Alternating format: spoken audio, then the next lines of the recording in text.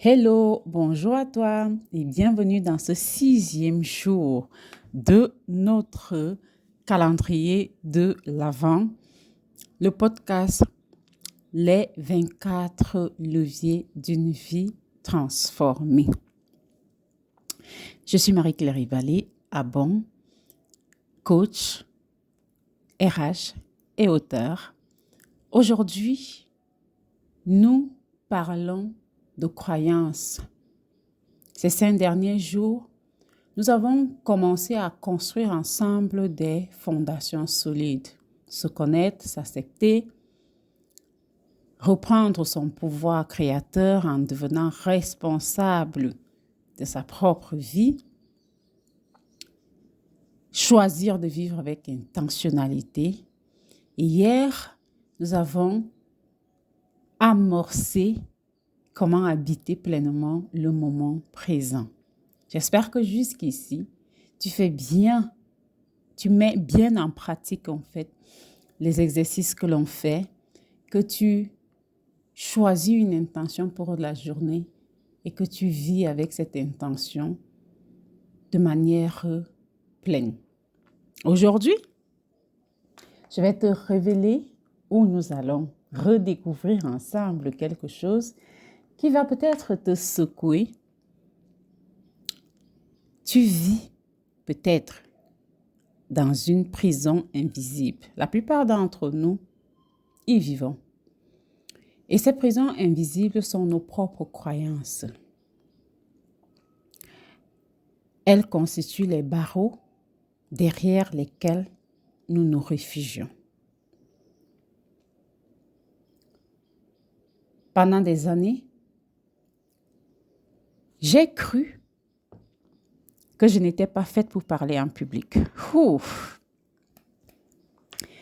Quand il fallait parler en public, Seigneur, j'étais morte de peur.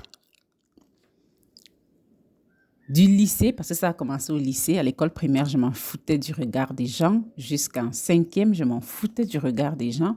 C'est à partir de la 4e que j'ai commencé à me soucier du regard des gens. Et à ce moment-là, j'ai commencé à avoir peur de parler en public. Dès qu'il fallait prendre la parole, ma gorge se serrait, mes mains devenaient moites, mon cœur battait à tout rompre. Parfois, j'avais le vertige, tout devenait noir devant moi. Quand je pensais que je devais prendre la parole, présenter un exposé, présenter un devoir, j'étais malade toute la journée. Genre, mon ventre commence à faire mal et voilà, tu as compris. Et c'était affligeant. Je t'assure que c'était affligeant. Et je me suis donc convaincue, pour revenir à la croyance, je me suis convaincue que je n'étais pas faite pour parler en public. Et mêlée à la croyance, l'affirmation que papa avait l'habitude de dire, c'est pour vivre heureux, vivons cachés. Dans mon esprit, j'ai tout mélangé et c'était un réconfort que je pouvais me donner, une raison que je pouvais me donner de me taire, de rester silencieuse dans un coin. C'était que je vivais cachée et que je pouvais vivre heureuse en étant cachée. Mais en fait, la vérité, c'était que j'avais peur de parler en public. Alors, du coup, ça ne me servait pas. Même si je me convainquais que ça me permettait de vivre heureuse, ça ne me servait pas. Et j'en ai pris conscience lorsque j'étais en train de faire ma certification business coaching. Francesca, Franck nous a raconté une histoire. Et dans cette histoire, il y a une de ses connaissances qui lui a dit justement dans la même situation où tu as peur d'entrer de prendre la parole et de parler devant les gens. Il lui a dit, get out of your ego. Sors de ton ego. Il ne s'agit pas de toi. Et là, bam, c'était comme prendre une gifle en pleine figure. Je me suis rendu compte qu'en fait, c'était parce que j'étais auto-centrée. Je me souciais de ce que les autres allaient penser, de ce que les autres allaient dire, du regard des autres sur moi et je ne me souciais pas de ce que j'avais à apporter à ces personnes. Et pendant justement cette certification, j'ai appris à me poser des questions qui me permettaient justement de remettre en question certaines choses que j'avais prises pour vraies. Et si ce n'était pas une vérité, mais juste une histoire que je m'étais racontée jusque-là. Et toi, si ce n'était pas une vérité, mais juste une histoire que tu te racontes jusque-là. Cette question a tout changé. Parce que si c'était juste une histoire que je me racontais, et s'il ne s'agissait plus de moi, la preuve c'est que je ne pouvais pas mourir parce que j'avais pris la parole devant les gens, je l'avais fait des milliers de fois, mais je continuais à avoir peur grave, genre. Donc, si ce n'était juste qu'une histoire, je pouvais écrire une nouvelle histoire. Donc aujourd'hui, nous allons explorer ensemble le pouvoir invisible qui gouverne ta vie. Et ça, ce sont tes croyances. Tu ne vois pas le monde tel qu'il est. Tu vois le monde tel que tu crois qu'il est. En échangeant avec certains de mes camarades, je me suis rendu compte qu'en fait, je me faisais des films. Donc plus tard, quand je n'avais plus peur de prendre la parole devant les gens, je me suis rendu compte qu'en fait, je me faisais des films sur ce que je pensais que les gens croyaient. Et ça revient à ça. Tu ne vois pas le monde tel qu'il est. Tu vois le monde tel que tu crois qu'il est. Tes croyances sont comme des lunettes invisibles que tu portes en permanence. Elles filtrent chaque expérience, elles colorent chaque perception. Elles dictent ce qui est possible et ce qui ne l'est pas. Et le plus troublant, c'est que la plupart de tes croyances ne t'appartiennent même pas. Tu ne les as pas choisies consciemment. Tu n'as pas choisi d'y croire. Elles se sont imposées en toi, elles se sont glissées dans ton cerveau. Certaines viennent de ton enfance. Ton père répétait, comme je viens de dire, par exemple, mon père disait que pour vivre heureux, vivons cachés. Mais en fait, rétrospectivement, en étant adulte, je me rends compte que mon père ne vivait pas caché. Donc, ça voulait dire autre chose. Ça voulait peut-être dire ne pas étaler sa vie. Ne pas étaler sa vie, ne pas montrer aux gens que tu as trop ceci ou que tu es trop cela. Ça ne voulait pas dire se cacher littéralement comme moi je le faisais. Peut-être que ton père disait l'argent ne pousse pas sur les arbres et tu as intégré que l'abondance est rare. Peut-être que ta mère disait ne fais pas confiance trop vite et tu as construit un mur autour de ton cœur. D'autres viennent de la société. Il faut travailler dur pour réussir. Après 40 ans, c'est trop tard pour changer de carrière. L'amour, c'est compliqué. Après tel âge, tu ne peux plus te marier par amour. Il faut juste, tu trouves la raison et puis tu te maries. Il faut ceci, cela. Après 40 ans, après 50 ans, les enfants, c'est monté, c'est descendu. Bref, tu as des croyances que les gens implantent en toi. Tu regardes une vidéo, tu écoutes un podcast et tu te ressors avec une croyance que tu as déjà adoptée. D'autres encore viennent d'expériences passées. Tu as échoué une fois et tu en as conclu que tu es un incapable, que tu n'es pas capable de faire ça. Quelqu'un t'a trahi et tu as décidé que les gens sont égoïstes, les gens sont méchants. Un homme t'a menti et tu as décidé que tous les hommes sont des menteurs. Ton boss ou ton premier boss, ton premier manager était vraiment toxique peut-être et tu as décidé que les environnements de travail sont toxiques et que les managers sont de mauvaises personnes. Ces croyances se sont installées en toi comme des programmes informatiques. Et maintenant, elles tournent en arrière-plan, H24, influençant chacune de tes décisions sans que tu ne te rendes même pas compte. Tu ne postules pas à cet emploi parce que tu crois que tu n'es pas assez qualifié. Tu ne parles pas à cette personne parce que tu crois qu'elle est hors de ta ligue. Tu ne lances pas ce projet dont tu rêves parce que tu crois que tu vas échouer.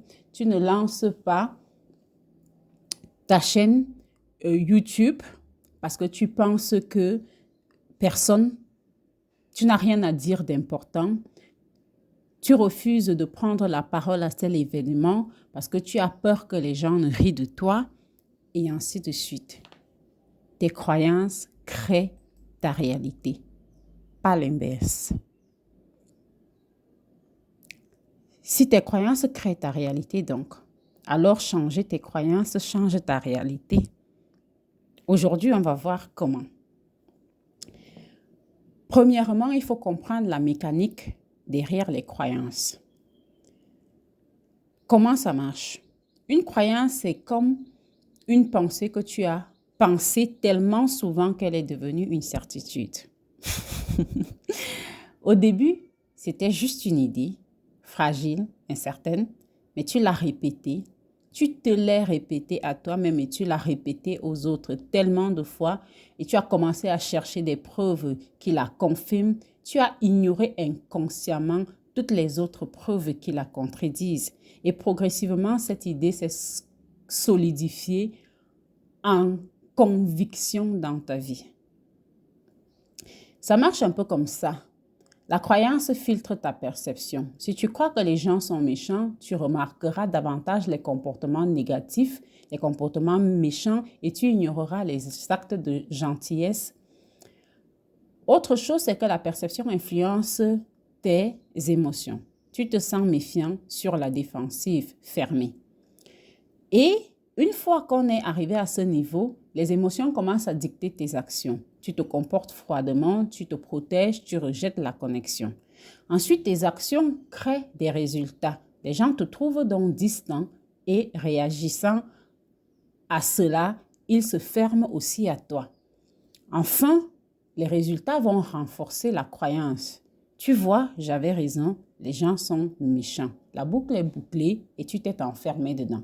Ce n'est pas parce que les gens sont méchants, c'est parce que tu as eu une expérience qui t'a amené à commencer ou quelqu'un t'a dit quelque chose qui t'a amené à commencer à ne remarquer que des comportements négatifs. Et par conséquent, tu t'es senti méfiant, tu t'es mis sur la défensive et cela a entraîné que tu es devenu froid envers les autres parce que tu te protégeais, tu as rejeté les connexions et cela a entraîné que les gens se sont distancés de toi.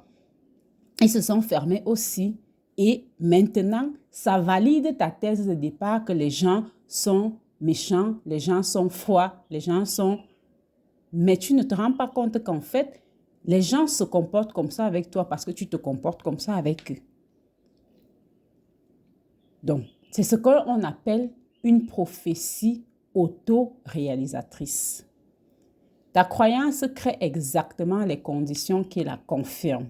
Et c'est valable pour toutes les croyances en général, les positives comme les négatives, celles qui te servent comme celles qui t'handicapent.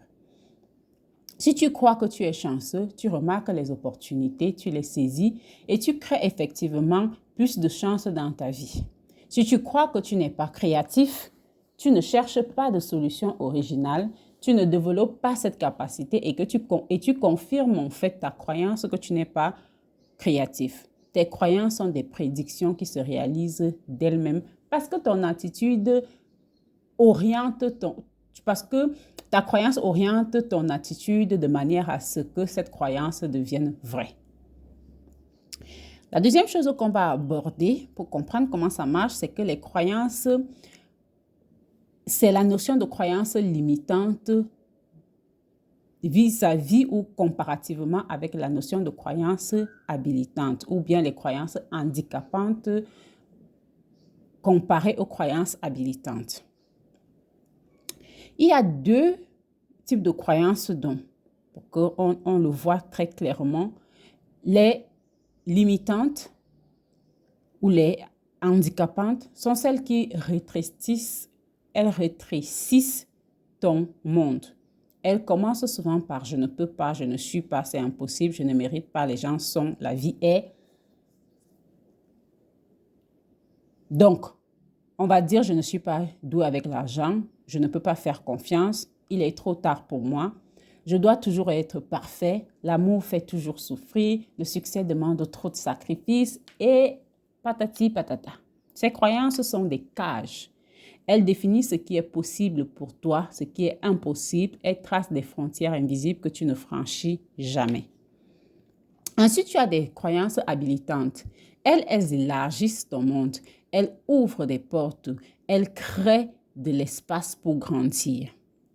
J'apprends de chaque expérience. Je suis capable de développer n'importe quelle compétence. Les obstacles sont des opportunités déguisées.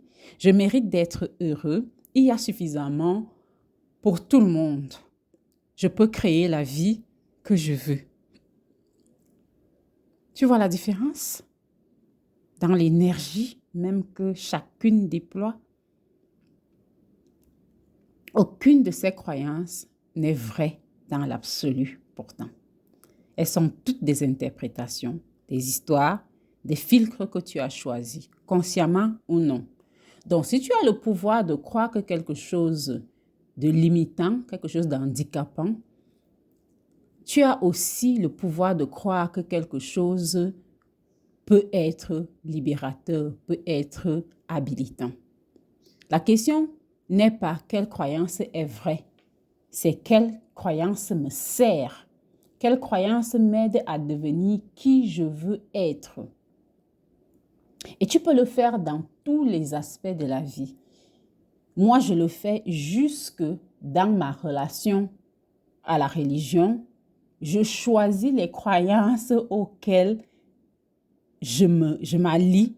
Je choisis les croyances qui me servent. Ce n'est pas celles qui servent mes intérêts, mais celles qui me servent, celles qui me donnent la possibilité, qui m'ouvrent au monde, celles qui me donnent la possibilité de ne pas m'enfermer dans la peur. Ce sont ces croyances-là que je choisis. Et tu as la possibilité de faire la même chose. Dans tous les aspects de ta vie, tu peux choisir les croyances qui te servent. La troisième partie que nous allons voir, c'est comment est-ce qu'on peut transformer concrètement une croyance handicapante en croyance habilitante. Voici un exemple de processus en fait que je veux te proposer. La première étape, c'est d'identifier de manière consciente tes croyances. Parce que ce qui reste invisible reste puissant. Donc, il faut les amener à la lumière. Il faut observer donc tes pensées automatiques, surtout dans les moments de décision ou de difficulté. Quand tu hésites à faire quelque chose, demande-toi, quelle croyance me retient ici? Quand tu réagis émotionnellement à une situation, demande-toi quelle est la croyance qui vient d'être activée en moi et qui fait en sorte que je me sente comme je me sens maintenant. La deuxième étape, c'est de questionner. Une fois que j'ai identifié une croyance ou des croyances, il faut questionner cette croyance, la remettre en question. Tu peux par exemple te demander, est-ce que c'est absolument vrai? Quelles sont les preuves qui contredisent cette croyance? D'où vient cette croyance? Qui me l'a transmise? Cette croyance me sert-elle ou me dessert? Qui serais-je sans cette croyance? L'objectif n'est pas de forcer un changement, c'est de créer une fissure dans la certitude, d'ouvrir un espace de doute raisonnable, un doute que tu vas nourrir, un doute qui va être fertile. Et ensuite, tu peux donc remplacer, car tu as créé de l'espace qui te permet maintenant d'installer consciemment une nouvelle croyance, une croyance choisie, une croyance habilitante. Tu vas la formuler au présent de manière positive et personnelle. Par exemple, tu as comme ancienne croyance, je ne suis pas faite pour parler en public. La nouvelle croyance va être, je développe ma capacité à communiquer en public avec aisance. L'ancienne croyance peut être, l'argent est une source de problèmes. La nouvelle, l'argent est un outil que j'utilise pour créer du bien, pour résoudre des problèmes. C'est toi qui choisis ce que tu veux croire. Donc, pourquoi est-ce que tu vas croire quelque chose qui te rend, qui t'enferme, qui te met en prison et qui te rend malheureux, qui te ferme à l'amour, à la joie, à la communion avec les autres? au développement, à la découverte de toi. Pourquoi est-ce que tu vas faire ça? Une fois que tu as donc remplacé, il faut renforcer. Une nouvelle croyance, c'est comme une graine. Il faut la nourrir, il faut arroser, il faut protéger jusqu'à ce qu'elle prenne racine. Et donc, il faut de la répétition. Réaffirme ta nouvelle croyance chaque jour à voix haute. Ce n'est pas parce que tu as entendu quelqu'un parler dans un podcast que tu as attrapé une croyance. C'est parce qu'en fait, tu t'es répété ça suffisamment de fois et tu l'as peut-être répété suffisamment de fois à d'autres personnes et que tu as commencé à y croire. Ensuite, il y a la visualisation. Imagine-toi agissant en accord avec cette nouvelle croyance. Et puis, il faut chercher des preuves. Oui, tu vas noter chaque fois que ta nouvelle croyance se vérifie. Et tu vas agir comme si. Pose des actions cohérentes avec ta nouvelle croyance, même si elles sont petites. Si par exemple, dans ton esprit, c'est un exemple, pas avec la croyance, mais c'est un exemple qui te permet de comprendre ce que je suis en train de dire quand je dis agis comme si. Si tu veux être une personne, si tu as dit que tu veux être une personne qui utilise l'argent pour créer le bien, tu vas agir comme si tu étais une personne qui utilise l'argent pour faire le bien. Par conséquent, tu ne vas pas utiliser ton argent pour financer le terrorisme, tu ne vas pas utiliser ton argent pour financer la corruption, tu vas utiliser ton argent, par exemple, pour aider les autres, pour servir les autres, pour apporter de la joie aux autres, pour te faire plaisir à toi-même, pas pour créer plus de douleur dans le monde. Tu ne vas pas changer donc une croyance de 30 ans en fait en 30 secondes ou en un jour. Il faut être patient. La transformation des croyances, c'est comme toute autre transformation dans la vie, ça prend du temps. C'est pas comme le sel qu'on met dans la nourriture, comme disait ma mère, ça prend du temps. C'est un processus.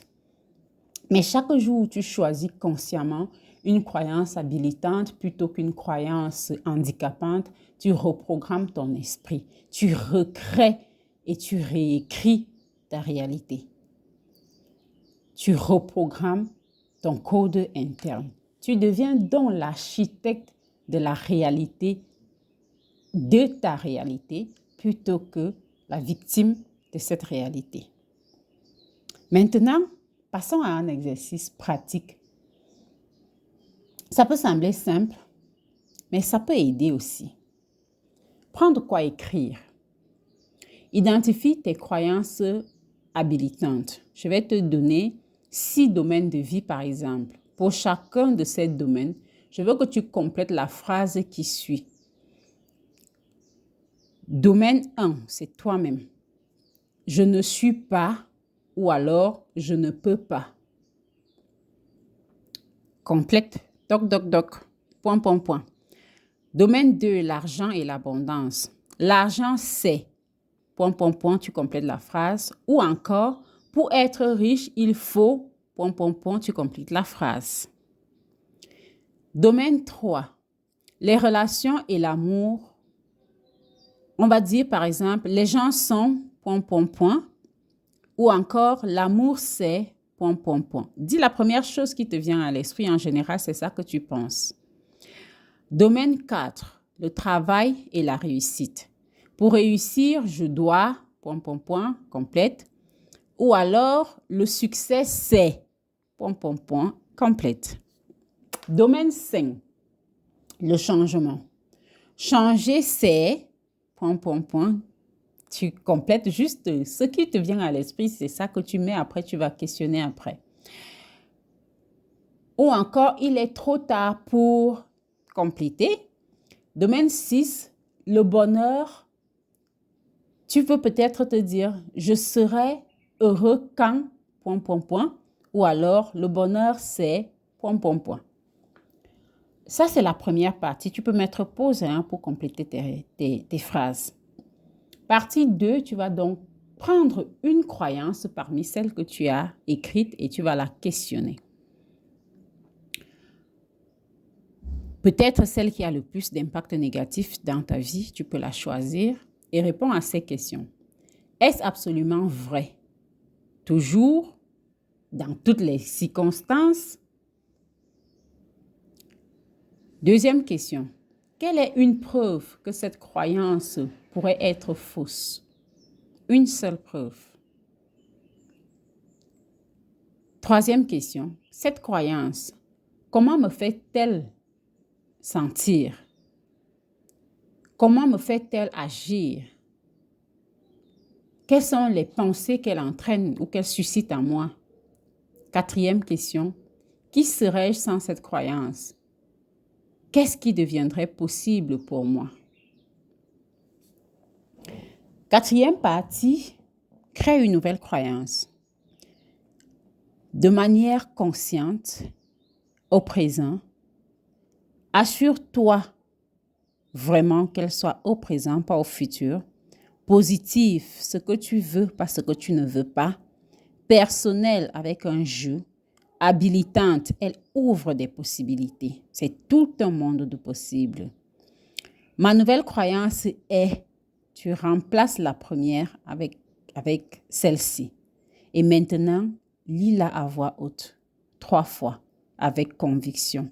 Et laisse-la s'ancrer dans ton corps. Oui, sois présent. Sens comme ton énergie change.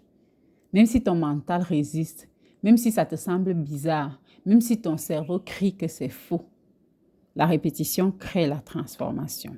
Et ce sont tes actions qui vont la rendre vraie, comme tes actions ont rendu la première vraie. Ton intention d'aujourd'hui donc, on va se dire, aujourd'hui, je choisis consciemment mes croyances. Je ne suis plus prisonnier d'histoires héritées ou subies. Et tout au long de cette journée, observe tes pensées automatiques. Quand tu te surprends à penser « je ne peux pas », arrête-toi et demande-toi « est-ce que c'est vrai » ou est-ce que c'est juste une vieille croyance? Quand tu entends cette petite voix qui te limite, souris, remercie-la. Elle a essayé de te protéger, mais maintenant tu peux choisir différemment. Et voici quelque chose d'important. Tu ne vas pas éliminer toutes tes croyances limitantes. Il y en aura toujours. Et ce n'est pas l'objectif. L'objectif, c'est de prendre conscience qu'elles existent, de réaliser qu'elles ne sont pas la vérité absolue, de comprendre que tu as le pouvoir de les changer, de choisir de croire autre chose. Chaque fois que tu questionnes une croyance, tu affaiblis son emprise. Chaque fois que tu choisis consciemment une croyance habilitante, tu renforces ta liberté. Tu t'ouvres toi-même à un champ de possibles. Ce que nous pensons, nous le devenons. Il y a plein d'auteurs qui ont partagé cette idée et qui ont démontré que c'est vrai. Ce que nous pensons, nous le devenons. Tout simplement par le mécanisme que je t'ai partagé plus tôt. Et donc, aujourd'hui, je t'invite à choisir de changer tes croyances, à choisir de t'ouvrir au champ des possibles. Tu n'es pas tes croyances, mais tes croyances sculptent ce que tu deviens. Quand tu changes tes croyances, tu ne changes pas seulement ta façon de penser, tu changes littéralement ta réalité. Alors, choisis de manière consciente ce à quoi tu crois. On se retrouve demain pour le dernier levier, autant pour moi, de cette fondation que nous avons construite pendant ces 7 premiers jours. D'ici là, prends bien soin de toi. Souris, car tu es extraordinaire.